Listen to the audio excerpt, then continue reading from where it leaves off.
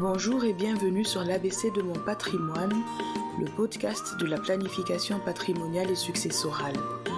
Je suis Maya Emma, ton hôte pour quelques minutes et ton copilote dans l'organisation de tes avoirs. Juriste, fiscaliste et planificateur patrimonial multidisciplinaire, je t'aide à naviguer dans les eaux troubles des questions de patrimoine, de finances, d'investissement et de succession.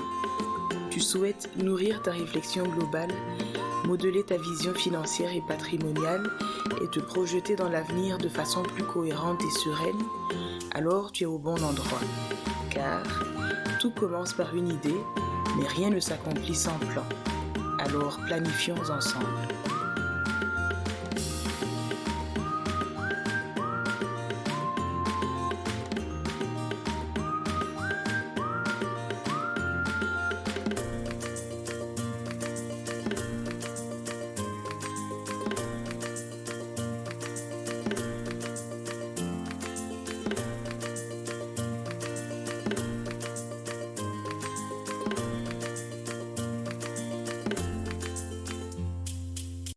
Après avoir parlé de l'importance de l'organisation patrimoniale dans l'épisode précédent, embrayons sur celle de l'organisation successorale.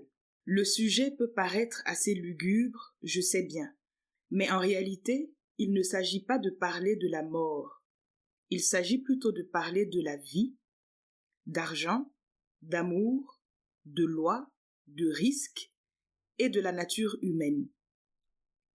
Et ici, la mort est seulement un événement déclencheur. Clarifions tout cela en commençant par circonscrire le sujet. Ensuite, je te proposerai une liste de raisons pour planifier ta succession sans attendre. Et enfin, on va voir qui sont les héritiers. Mais d'abord, commençons par une petite poésie. Une dose de poésie. Connais-tu le laboureur et ses enfants, fable de La Fontaine? Moi, je l'ai apprise à l'école primaire. Elle dit ceci: travailler, prenez de la peine. C'est le fond qui manque le moins. Un riche laboureur, sentant sa mort prochaine, fit venir ses enfants, leur parla sans témoin. Gardez-vous, leur dit-il, de vendre l'héritage que nous ont laissé nos parents.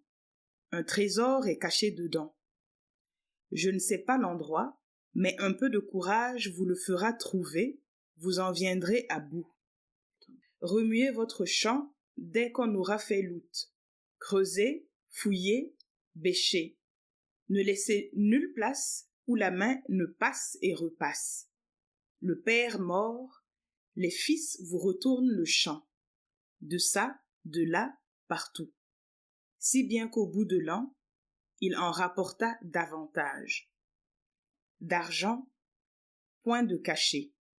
Mais le père fut sage de leur montrer avant sa mort que le travail est un trésor.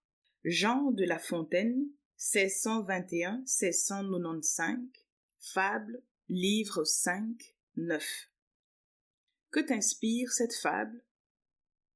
Pour moi, au-delà des rimes croisées, des rimes embrassées et des rimes plates, derrière la leçon de morale sur la valeur du travail, cette fable dépeint une programmation patrimoniale et successorale vraisemblablement réussie. On y trouve en effet l'établissement d'un testament oral, une charte familiale, des actifs, un pacte d'actionnaires, une indivision immobilière, la détermination du financement, une stratégie d'investissement, la détermination du moment opportun pour entreprendre et la préservation de la cohésion au sein de la fratrie. On voit à travers cette fable et dans les traditions humaines que le patrimoine personnel ou familial, sa pérennité et sa transmission ont toujours eu une place importante dans le cœur des hommes. Et toi, où en es-tu sur ces questions? Y as-tu déjà réfléchi? As-tu déjà mis quelque chose en place? As-tu changé quelque chose depuis que tu écoutes ce podcast? La succession. L'héritage, c'est ce que l'on laisse aux autres quand on quitte cette vie. En matière de patrimoine, il peut s'agir de biens, de droits ou d'obligations. À titre d'exemple, certaines personnes laisseront une habitation, une fondation, une entreprise, une voiture ou des bijoux. Pour d'autres, ce sera de l'argent sur un ou plusieurs comptes bancaires, des crypto-monnaies, un contrat de bail, une marque commerciale ou un contrat d'assurance vie. Pour d'autres encore, ce sera des dettes, des factures impayées, des affaires pendantes en justice, des frais de rapatriement ou autres squelettes dans le placard. Souvent, il y a aussi quantité d'éléments du quotidien à gérer. Les meubles meublant le logement, les appareils, par exemple les ordinateurs, tablettes, télévisions, barres de son, téléphones, électroménagers, les livres, le matériel de sport, les dispositifs médicaux, les collections obsessionnelles, les outils de bricolage, le matériel professionnel, etc. La problématique est la suivante. Que fait-on de tout ça? Qui peut prendre quoi et quand? Qui a le pouvoir de décider? Qui va payer les frais, par exemple funéraires, notariés, frais de déménagement des biens, frais successoraux ou autres? Qu'est-ce qui va échapper à la vigilance des uns et profiter aux autres? Qui va s'enrichir grâce à cette situation? Qui va subir des injustices, voire même des violences à cause du décès? N'est-ce pas préférable d'anticiper ces situations? Planifier sa succession consiste justement à réfléchir à l'avance à toutes ces questions importantes et à organiser son héritage afin que tout se passe au mieux pour ceux qui restent en vie, que la loi soit appliquée au mieux et que les dernières volontés soient respectées. J'ai rencontré 2 cas où des neveux et nièces ont soustrait en cachette à la succession des tableaux pour les uns et des vêtements et sacs de grands créateurs pour les autres. J'ai rencontré un autre cas où il n'y avait plus que la jeune voisine pour s'occuper de la fin de vie, de l'enterrement, des démarches administratives et de la remise en état du logement. Et c'était une véritable épreuve pour cette personne pleine d'humanité. Il y a aussi eu le cas où le frère du défunt a presque réussi à exproprier de force la veuve et les enfants mineurs dans le but de vendre, sur sa seule initiative et à son seul profit, la maison familiale. Ne parlons même pas des cas où les enfants du défunt se déchirent en justice pendant des années pour le partage des biens. C'est simple, regarde le cas des héritiers de Johnny Hallyday, le chanteur, décédé depuis 2017. Depuis tant d'années, la succession n'est toujours pas réglée. Et pendant ce temps, l'état et la valeur des biens changent. C'est difficile d'en jouir de manière paisible, les avocats et autres intervenants coûtent, le fisc se fait de plus en plus pressant, bref. De nos jours, on peut tout réussir. On peut réussir sa vie, sa reconversion professionnelle, son divorce, sa transition, son expatriation, etc. Pourquoi ne pourrait-on pas alors réussir sa mort? On peut au moins essayer. Et pour ce faire, la planification successorale est capitale. Vois-tu où je veux en venir? Avec un peu de réflexion, un minimum de connaissances et d'anticipation, on peut organiser les choses en douceur. Les motivations. C'est le moment de prendre des notes dans ton carnet spécial, l'ABC de mon patrimoine, pour y réfléchir plus en profondeur. Voici 20 raisons possibles pour lesquelles les gens planifient leur succession, c'est-à-dire organisent l'héritage que les héritiers vont recevoir. 1.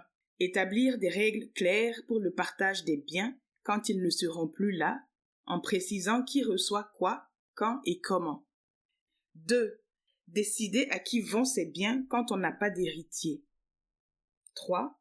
Protéger les héritiers qui n'ont pas atteint l'âge de la majorité ou qui sont atteints d'une incapacité. 4. Assurer une égalité de traitement ou une équité entre les enfants, par exemple dans les familles recomposées ou les unions avec un enfant d'un autre lit. 5. Protéger les actifs familiaux contre les créanciers ou les poursuites judiciaires. 6. Réduire, voire éviter l'impôt successoral. 7. Transmettre des biens à des personnes ou à des entités ne faisant pas partie du cercle familial, par exemple à des œuvres caritatives. 8. Établir un plan de relève pour l'entreprise familiale. 9. Établir des protocoles clairs pour les membres de la famille qui souhaitent vendre leur part. 10. Éviter que les héritiers soient obligés de vendre leurs propres biens ou des biens hérités pour pouvoir payer l'impôt successoral. 11. Éviter les conflits familiaux et préserver la cohésion entre les membres en organisant de manière claire et précise la transmission du patrimoine. 12. Assurer la sécurité financière des héritiers. 13. Protéger les intérêts des membres de la famille qui ne sont pas impliqués dans l'entreprise ou les affaires familiales, mais qui ont des droits sur les actifs. 14. Préserver la mémoire de la famille, des archives ou de documents historiques. On peut imaginer que ce serait le cas pour la famille de Anne Frank au sujet de son journal, le journal d'Anne Frank. 15. Révéler des secrets et des codes d'accès. 16. Éviter ce que j'appelle les maladies patrimoniales, comme le syndrome de la Ferrari, le syndrome de la sorcière, le syndrome du hamac, le risque de l'homme clé. 17. Préserver l'image de marque de l'entreprise pour les générations futures. 18. Garantir que les actifs familiaux soient protégés contre les risques économiques, politiques ou sociaux. 19. Préserver la culture, les traditions et les valeurs de la famille pour les générations futures. Et enfin, 20. Déshériter des héritiers.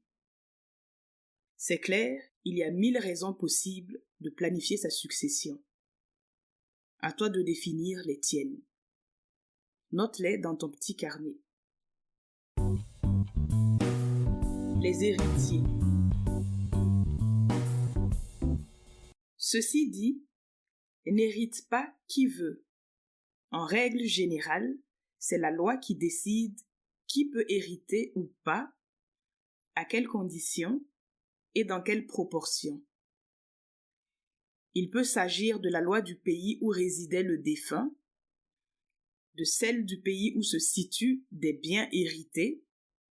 Bref, les règles sont assez complexes dans cette matière, avec des principes, de nombreuses exceptions, des exceptions aux exceptions, des règles transnationales, etc. Toutefois, le titulaire des biens garde une certaine liberté de décider de son vivant, notamment à travers une planification successorale. Et moi, je suis là pour t'accompagner dans cette forêt de complexité. Affaire à suivre. Clin d'œil. Je reçois régulièrement des messages sympathiques et des feedbacks intéressants au sujet de ce podcast et je tiens à dire un merci spécial à ceux qui prennent le temps de me contacter. Aujourd'hui, un clin d'œil à Delphine Morta au Canada. Merci pour les encouragements chaleureux qui me vont droit au cœur. Ça me fait vraiment plaisir de savoir que ce podcast impacte, accompagne ou suscite une réflexion et ça me donne une motivation supplémentaire pour continuer à le produire. Ça y est, cet épisode sur la planification patrimoniale et successorale touche à sa fin. Je te remercie pour la qualité de ton écoute, pour ce temps privilégié que nous passons ensemble et pour l'intérêt que tu portes à ce podcast. Tes questions ou des suggestions, mes réseaux sociaux te sont grands ouverts. Besoin d'un conseil plus spécifique? Dans ce cas, n'hésite pas à prendre contact personnellement avec moi. Je t'invite aussi à me donner du courage et de la force en laissant 5 étoiles à l'ABC de mon patrimoine, en mettant des commentaires bienveillants et en recommandant ce podcast autour de toi pour le faire connaître. Convaincu que tu vas tirer de beaux fruits de ce podcast, comme des idées, des outils ou des informations primordiales pour ton présent et ton futur, je t'invite à ne pas attendre pour mettre en place un plan d'action et entamer sa réalisation. Car, en matière de patrimoine, mieux vaut 20 ans trop tôt qu'1 heure trop tard.